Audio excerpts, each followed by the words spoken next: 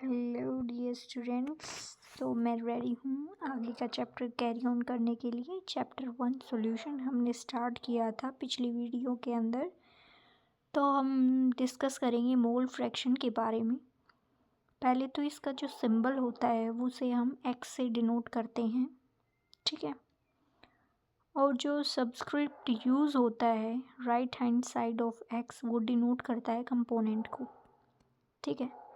अब mole fraction किसी component का हम कैसे निकालते हैं, तो वो होगा formula number of moles of component by total number of moles of all components. For example हमारे पास 15 पेंसिल हैं, ठीक है, और हमें निकालना है मोल फ्रैक्शन एक पेंसिल का। तो हम क्या करेंगे कि एक पेंसिल का मोल डिवाइड बाय 15 पेंसिल के मोल से डिवाइड करेंगे। ये सिर्फ एग्जांपल है, ठीक है। तो उससे निकल आएगा मोल फ्रैक्शन। अब इसका एग्जांपल दे रखा है, जैसे कि कोई बाइनरी मिक्सचर। बाइनरी मिक्सचर मतलब दो कंपोनेंट प्रेजेंट है। एक कंपोनेंट है जिसके नंबर ऑफ मोल्स ए से डिनोट होंगे और बी कंपोनेंट है जिसके नंबर ऑफ मोल्स बी से डिनोट होंगे, ठीक है।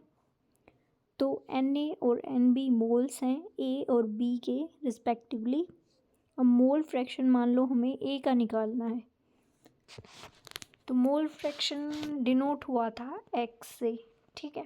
अब नीचे जो सबस्क्रिप्ट यूज़ हुआ है ना ए, वो इसलिए यूज़ हुआ है क्योंकि हमें मोल्स निकालने हैं ए के। तो मोल फ्रैक्शन ऑफ ए निकलेगा, ऊपर होंगे नंबर ऑफ मोल्स ऑफ ए और नीचे होंगे टोटल नंबर ऑफ मोल्स जो कि ए और बी कंबाइन के होंगे। अब कोई सॉल्यूशन होगा जिसके अंदर आई नंबर ऑफ कंपोनेंट्स हैं, मतलब बहुत सारे ज़्यादा वैरायटी के कंपोनेंट्स हैं, तो उसका मोल फ्रैक्शन कैसे होगा। तो उसका मोल फ्रैक्शन हम निकालेंगे कि मोल फ्रैक्शन आई का वो इक्वल होगा number of moles of Ni के डिवाइड बाय जितने भी नंबर ऑफ मोल्स, जितने भी कंपोनेंट्स प्रेजेंट हैं उन सब के मोल फ्रैक्शन का एडिशन टोटल, ठीक है। तो इसका कंबाइंड फॉर्मूला बना number of moles of I divide by summation number of moles of I. अब ये समेशन इसलिए यूज़ हुआ है क्योंकि सबके नंबर ऑफ मोल्स ऐड हुए हैं जितने भी कंपोनेंट्स उस सॉल्यूशन के अंदर प्रेजेंट थे, ठीक है। अब इसे हम शो कर सकते हैं। It can be shown that in a given solution sum of all mole fraction is unity. हम ये शो करेंगे कि जितने भी नंबर ऑफ मोल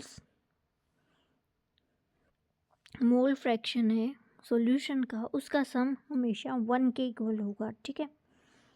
अब mole fraction unit is very useful in relating some physical properties of the solution, say vapor pressure with the concentration of the solution, and quite useful in describing the calculation involving gas mixture। ये simple भाषा में ये बता रखा है कि जो मोल fraction unit है ना वो बहुत इंपॉर्टेंट है क्योंकि वो physical property of the solution को रिलेट करती है। जैसे कि वेपर प्रेशर हो गया, उसको कंसंट्रेशन ऑफ सॉल्यूशन से रिलेट करेगी और ये कैलकुलेट भी करने में हेल्प करती है क्या, गैस मिक्सचर्स को, ठीक है। अब पहला क्वेश्चन, न्यूमेरिकल्स तो पूछे जाएंगी ना, तो न्यूमेरिकल्स पे थोड़ा सा ज़्यादा फोकस करना। बहुत ही आसान है, बस समझना ज़रूरी है। तो पहला क्वेश्चन दे रखा है कि हमें कैलकुलेट करना है मोल फ्रैक्शन इथाइलिन ग्लाइकोल का, जिसका फॉर्मूला है C2H6O2, किसी सॉल्यूशन के अंदर जिसके अंदर क्या प्रेजेंट है 20% C2H6O2 बाय मास। अब ये मैंने क्लियरली आपको बताया था कि कहीं भी 20% बाय मास लिख रखा है यहाँ पे, तो इसका मतलब है कि जो इथाइलिन ग्लाइकोल है उसका नंबर कितना होगा 20 ग्राम, ठीक है। सोल्यूट है ना वो, तो सोल्यूट कितना प्रेजेंट है 20 ग्राम। टोटल सॉल्यूशन होगा 100 ग्राम। और सॉल्वेंट कैसे निकालेंगे, 100 - 20 तो क्या हो जाएगा 80 ग्राम, ठीक है। अब इसके अंदर आप कहोगे कि इसमें सॉल्वेंट का तो बता ही नहीं रखा, तो ये सॉल्यूशन बना रखा है नहीं, वाटर के अंदर है, जब तक हमें दूसरा कोई सॉल्वेंट के बारे में ना बोला जाए तब तक हम वाटर कंसीडर करेंगे, ठीक है। अब देख लो, पहले मोल फ्रैक्शन निकालना है ना इथाइलिन ग्लाइकोल का, तो पहले इथाइलिन ग्लाइकोल के मोल्स रखे जाएंगे ऊपर और नीचे रखे जाएंगे टोटल मोल्स। टोटल मोल किस किस के, पहले तो इथाइलिन ग्लाइकोल के और दूसरा वाटर के जो सॉल्वेंट है, ठीक है। अब दोनों के इंडिविजुअल मोल्स निकाल रखे इसने। मोलर मास तो निकालना आता होगा ना, जैसे जो फॉर्मूला है C2H6O2 इथाइलिन ग्लाइकोल का, इसका मोलर मास हम कैसे निकालते हैं, एक कार्बन का मास 12, 2 मॉलिक्यूल हैं तो 12 इंटू 2 24 हो जाएगा। हाइड्रोजन का मास कितना है 1 और 6 दे रखे हैं तो मल्टीप्लाई बाय 6। अब ये ऐड हो जाएगा वाटर से, मतलब ऑक्सीजन से, तो ऑक्सीजन का एटॉमिक मास क्या होता है 16 और 2 प्रेजेंट है तो मल्टीप्लाई बाय 2 32। अब इस टोटल को ऐड करेंगे ना तो हमारे पास आ जाएगा 62 ग्राम पर मोल। तो मोलर मास इथाइलिन ग्लाइकोल का आया 62 ग्राम पर मोल। अब हमें निकालने हैं मोल्स, तो मोल्स का क्या फॉर्मूला होता है, given mass by molecular mass. Given mass कितना था 20% था ना इस बाय मास, इसका मतलब 20 ग्राम प्रेजेंट है तो 20 डिवाइड बाई 62 ग्राम पर मोल, तो इससे कितने मोल्स आ गए 0.322। जब आप डिवाइड करेंगे तो इतना आ जाएगा। अब एग्ज़ाम में ये करने मत बैठ जाना कि 20 एग्जैक्ट डिवाइड करेंगे 62 से, आप राउंड ऑफ भी कर सकते हो, ठीक है, वो तो आता होगा। तो 20 डिवाइड बाई 60 कर देना तो उससे भी 0.3 1 पॉइंट तक निकालोगे वो भी ठीक है, ठीक है। तो 0.3 मोल तक निकालोगे वो भी सही है। नेक्स्ट है मोल ऑफ वाटर, पानी के मोल्स निकालने हैं। तो गिवन मास कितना है सॉल्वेंट का 80 ग्राम, मोलिकुलर मास कितना होगा वाटर का H2O, 2H का 2 ग्राम, ऑक्सीजन का 16 प्लस 2 18 ग्राम पर मोल, ठीक है, ये मोलिकुलर मास होगा। दे कितना रखा है 80 ग्राम, तो 80 को 18 से डिवाइड करो या फिर राउंड ऑफ करके 18 को 20 बना लो, तो 20 4 ज़ा 80 हो गया, तो 4 मोल हो गए। अब इससे क्या निकालना है हमें, पूछा क्या था क्वेश्चन में, मोल फ्रैक्शन इथाइलिन ग्लाइकोल का पूछा था ना, तो एक्स ग्लाइकोल लिख के वो इक्वल हो जाएगा mole of ethylene glycol by में total number of moles, total mole solution के अंदर जो भी सॉल्यूट और सॉल्वेंट प्रेजेंट है उसके, तो ऊपर होगा 0.3 डिवाइड बाई 0.3 प्लस 4, ठीक है, डायरेक्ट कर देना, तो इससे आंसर आएगा 0.068, ठीक है। अब वाटर का ये ऐसे मत निकालना जो ये दे रखा है, सीधा 1 से माइनस करना मोल फ्रैक्शन ऑफ ग्लाइकोल के, तो वो आ जाएगा वाटर का मोल फ्रैक्शन, ठीक है। तो आंसर क्या आ गया 0.932। अब मोलैरिटी जो नेक्स्ट टर्म है ये बार बार पूछी जाएगी क्वेश्चन के अंदर, जो CBSE है वो क्वेश्चन बनाता है इसके ऊपर। तो मोलैरिटी से हम क्या समझते हैं, मोलैरिटी सिंपल ये होती है कि ऊपर तो नंबर ऑफ मोल्स सॉल्यूट के और नीचे volume of solution in the litre, ठीक है। डेफिनेशन भी आप इसी इक्वेशन को देख के बना सकते हो कि मोलैरिटी डिफाइन होगी number of moles of solute dissolved in 1 litre of the solution. 1 litre is equal to 1 decametre cube, ये तो पढ़ाई होगा यूनिट कन्वेंशन के अंदर।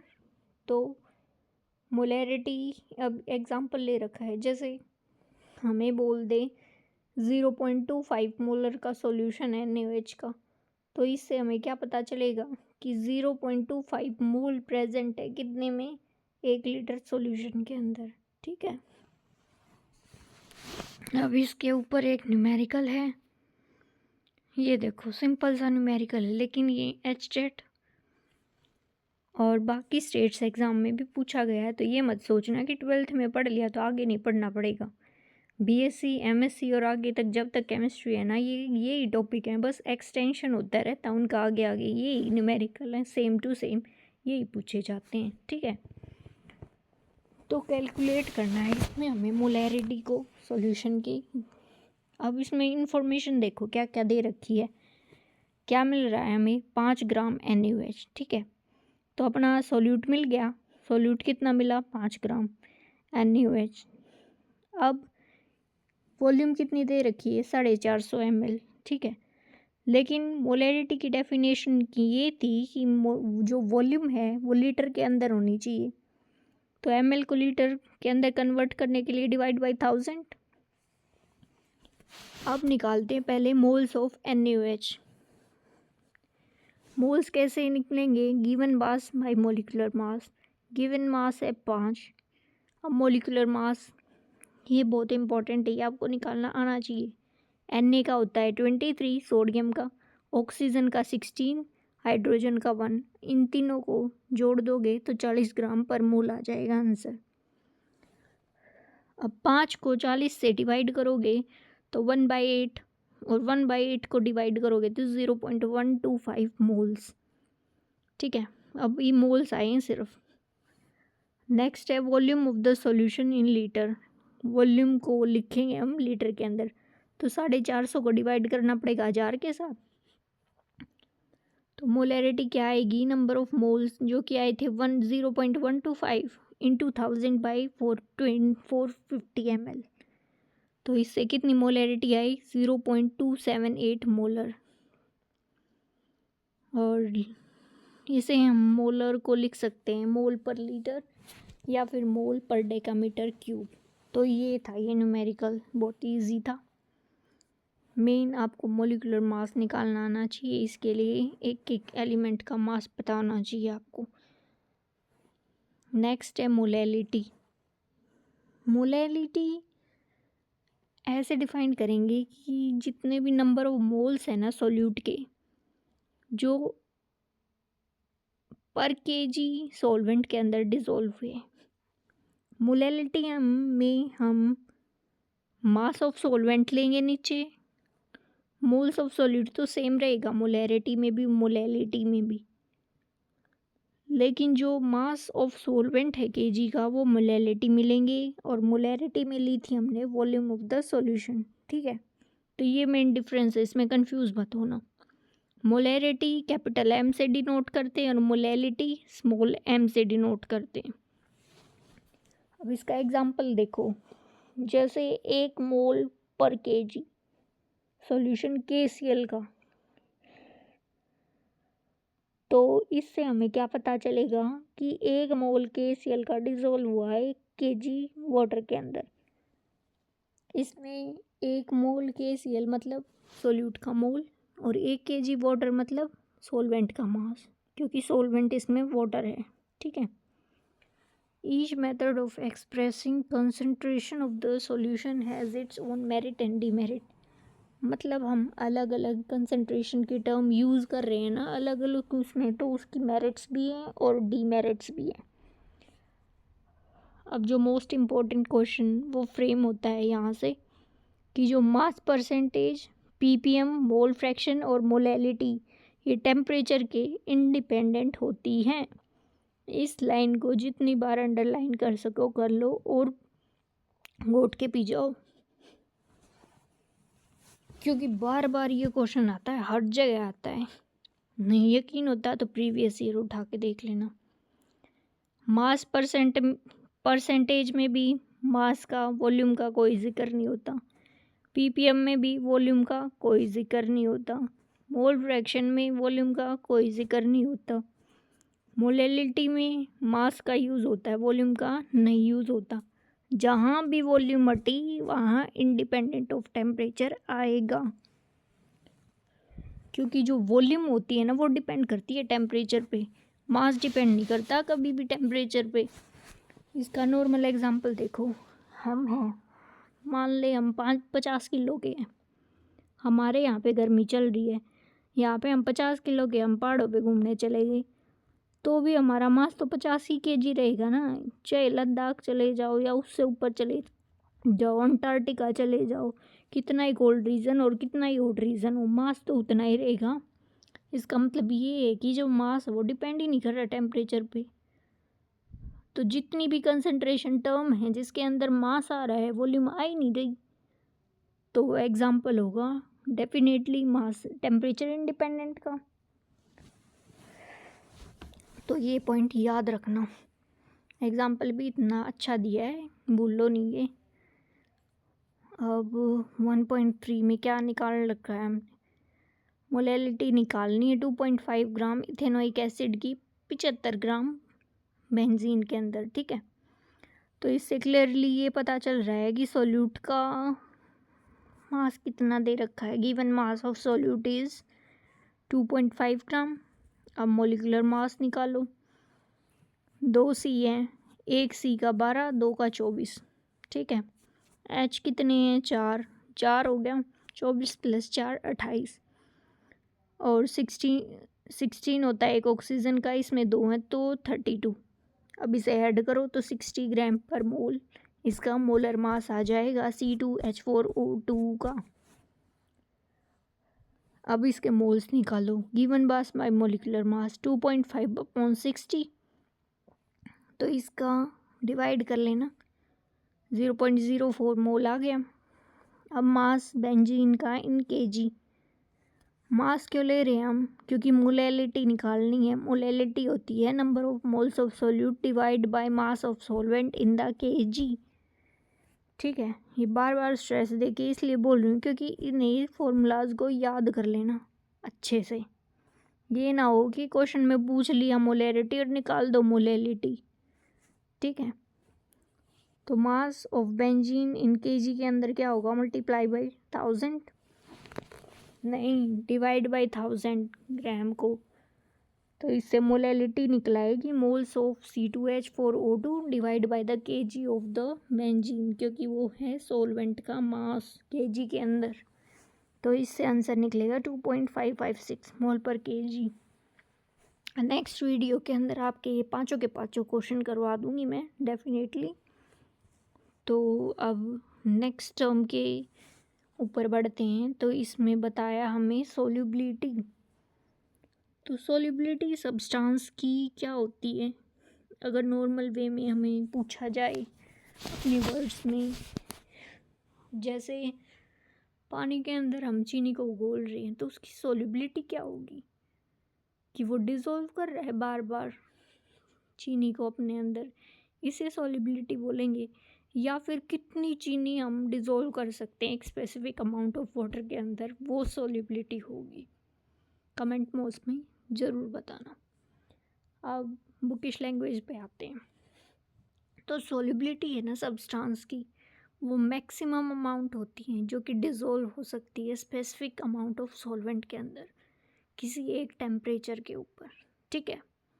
ये डिपेंड करेगी nature of solute and solvent as well as temperature and the pressure.